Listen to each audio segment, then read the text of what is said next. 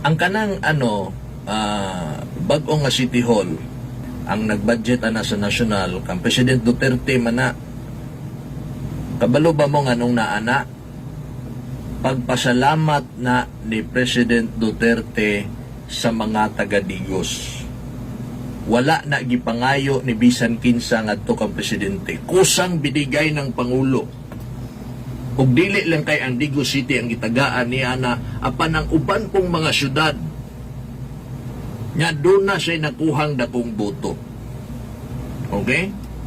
So para na sa katawhan, dili na para sa usa ka tawo lang o sa usa ka politiko. Para sa katawhan kay nidaog siya diri sa Digos tungod sa mga boto sa mga katawhan, dili na man gud na sa kolor sa politika. Nga ikaw man ang naglingkod o dili, kay ang mga Duterte nidaog baya siya sa duha ka partido o tulo ka partido nga nasa to sa Digos. Ay butang na to, mention na to ang Garbo ug ang Abante. Ang mga taga-Garbo, ang mga tao sa Garbo, Duterte ang gipili. Ang mga tao po sa Pikas, Duterte po ang gipili. So para sa katawhan sa Digos, nihatag si President Duterte anang budget, anang gihimo karon og City Hall nga gwapo kaayo o kanang City Gym, pag-repair sa City Gym. Mao na'y budget nga kuha ko masayop 200 million gihatag ni President Duterte para para sa katawhan sa Digos City, para sa katawhan. Okay? Ingon ni Mayor Joseph Cagas, dili sa siya mo opisina din ha, bisan pa man hapit na mahuman. Kung gusto mo, nagpasabot, no? Nagpasabot mo siya mahangol, anak. Although, admire siya, anak. Nindot kayo, salamatan niya, anak. Pero wala nagpasabot niya, nagdali-dali siya din ha para anak. Ingon niya, dili gani ko mag-opisina din ha. Opisina ko din ha, kung pilion gihapon ko sa mga Digosenyo sa 2022, diha na ko mabalhin. Pwede na gunong na balhinan, pero dili sa siya. Mo na gingon niya.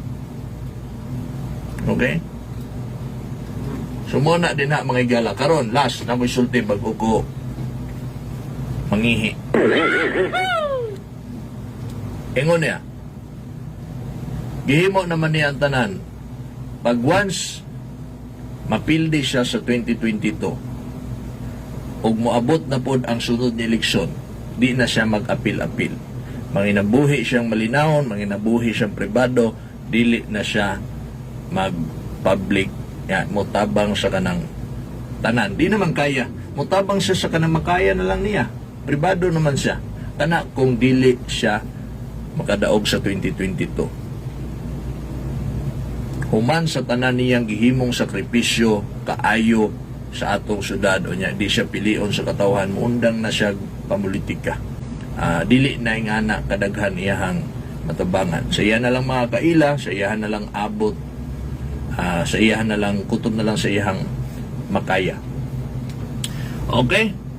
Taas na tanis buta. Ano naman tanaan na ng programa, dali naman takapuyon.